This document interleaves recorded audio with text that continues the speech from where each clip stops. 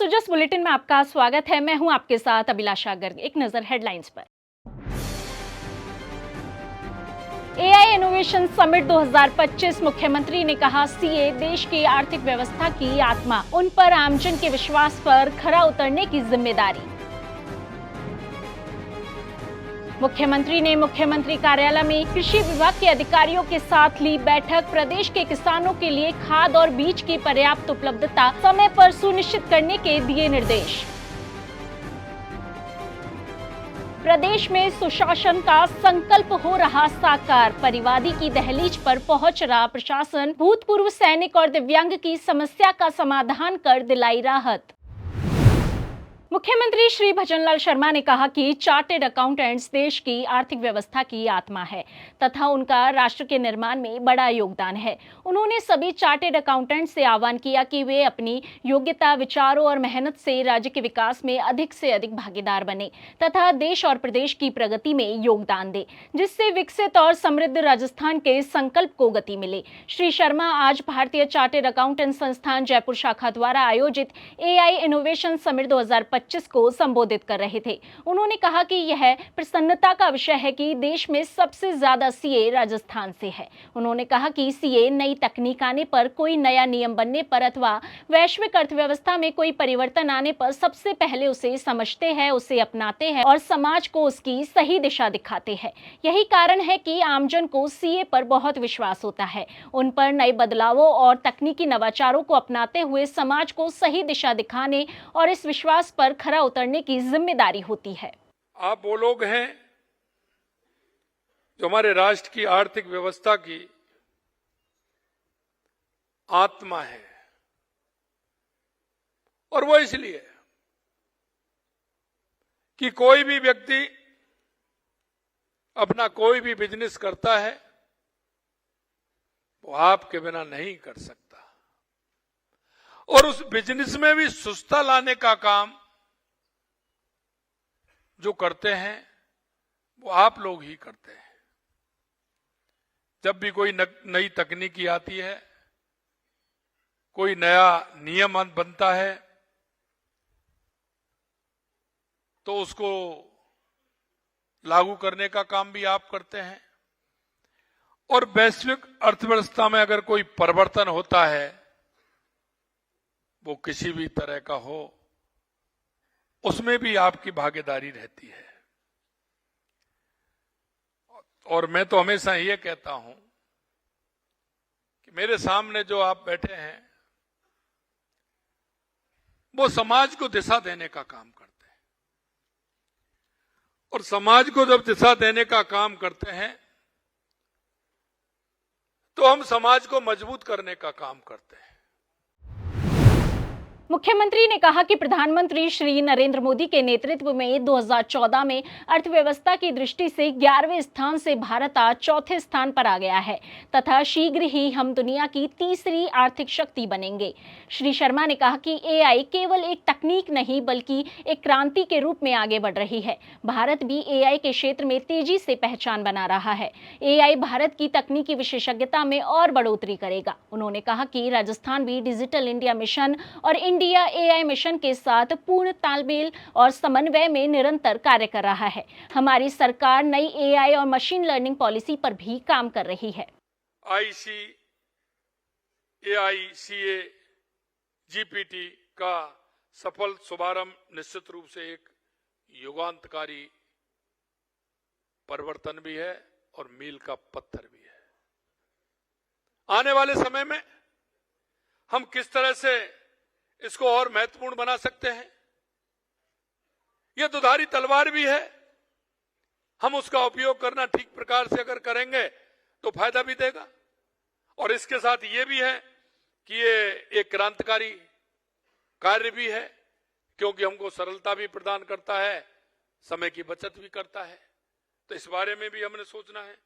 जो हमारे काम करने के तरीके, सोचने के अंदाज और जीवन यापन के तरीके बदल रहे हैं, और बदलते हुए युग में भारत में एआई क्षेत्र में तेजी से पहचान बना रहा है। ये हमारे लिए अत्यंत गर्व की बात है। यह तकनीकी भारत की तकनीकी विशेषज्ञता में और बढ़ोतरी करने वाला है। Digital India mission, India AI mission के साथ पूर्ण तालमेल और समन्वय निरंतर कार्य कर रहा है। नई एआई और मशीन लर्निंग पॉलिसी काम कर रही है और आप देख रहे हैं लगातार हमारे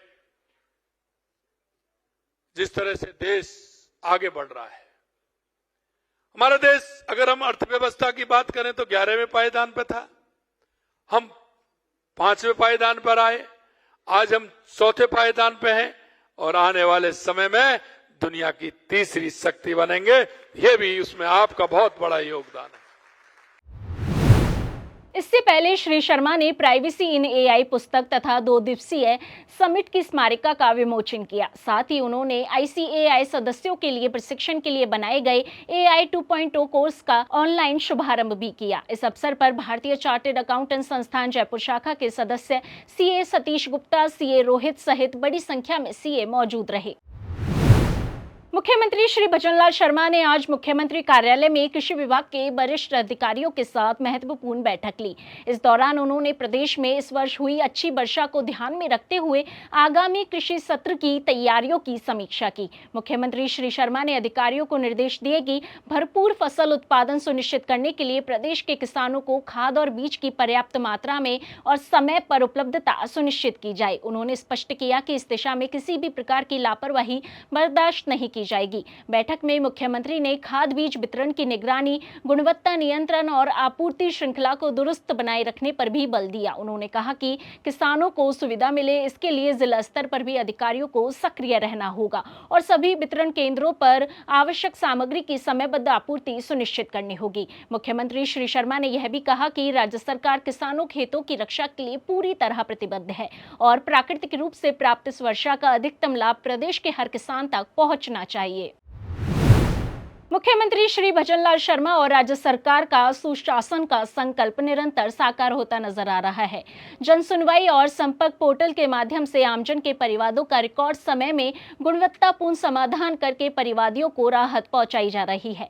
इसी क्रम में तहसील नीमराना के ग्राम नागोड़ी के भूतपूर्व सैनिक और दिव्यांग श्री महावीर प्रसाद यादव का खातेदारी भूमि का सीमा ज्ञान संबंधी प्रकरण जिला कलेक्टर प्रियंका गोस्वामी के संज्ञान में 19 अगस्त 2025 को आया। इस पर संवेदनशीलता दिखाते हुए जिला कलेक्टर ने अतिरिक्त जिला कलेक्टर ओम प्रकाश सहारण को तुरंत नियमानुसार कार्रवाई करते हुए मौके पर जाकर प्रकरण निस्तारण के निर्देश दिए। अतिरिक्त जिला कलेक्टर ने मौके पर पहुंचकर कमेटी गठित कर संबंधित राजस्व अधिकारी, पटवारी और संबंधित अधिकारियों द्वारा दस्तावेजों की जांच करवाकर नियमों के अनुसार कार्रवाई करते हुए महावीर प्रसाद की आवंटित भूमि का सीमा ज्ञान और निशानदेही करवाई। श्री प्रसाद ने बताया कि वह भारतीय थल सेना में सैनिक थे। 1993 में एक हादसे के दौरान उन्होंने दोनों हाथ और एक आंख गंवा दी। राज्य सरकार ने उनके बलिदान को देखते हुए उन्हें 25 बीघा भूमि आवंटित की थी, जिसका सीमा ज्ञान लंबे समय से लंबित था। जिला प्रशासन द्वारा की गई त्वरित कार्रवाई पर प्रसन्नता जाहिर करते हुए महावीर प्रसाद ने सरकार का आभार व्यक्त किया। उक्त प्रकरण का शीघ्र और गुणवत्ता के साथ निस्तारण करने पर मुख्य सचिव श्री सुधांशु पंत ने भी जिला प्रशासन की सराहना की। सामाजिक न्याय और अधिकारिता विभाग ने मुख्यमंत्री अनुप्रति कोचिंग योजना के अंतर्गत सूचीबद्ध कोचिंग संस्थानों में कोचिंग के लिए इच्छुक अभ्यर्थियों से 15 अगस्त से 14 सितंबर तक ऑनलाइन आवेदन पत्र आमंत्रित किए हैं। निदेशक और संयुक्त शासन सचिव श्री आशीष मोदी ने बताया कि आवेदक विभागीय वेबसाइट www.sje.rajasthan.gov.in पर उपलब्ध मुख्यमंत्री अनुप्रति कोचिंग योजना के संशोधित नवीनतम विस्तृत दिशा निर्देश और मानक संचालन प्रक्रिया 2024 और सत्र 2025-26 से यथा संशोधित प्रावधानों के अनुसार आवेदन कर सकते हैं। श्री मोदी ने बताया कि इच्छुक पात्र अभ्यर्थी योजना के अंतर्गत कोचिंग के लिए अपने आवेदन SSO पोर्टल पर लॉगिन कर CM अनुप्रति कोचिंग आइकन पर क्लिक करके CM अनुप्रति कोचिंग स्कीम का चयन करें। ड्रॉप डाउन में से स्टूडेंट के विकल्प पर जाकर ऑनलाइन कर सकते हैं। उन्होंने अभ्यर्थियों से अपील की कि राज्य सरकार की उक्त योजना के अंतर्गत विभिन्न पाठ्यक्रम और परीक्षाओं हेतु निर्धारित कुल 30,000 सीटों के लिए नजदीकी मित्र या मोबाइल के माध्यम से पात्रता अनुसार आवेदन करें। जिस बुलेटिन में आज के लिए इतना ही, फिर होगी आपसे मुलाकात। तब तक के लिए नमस्कार।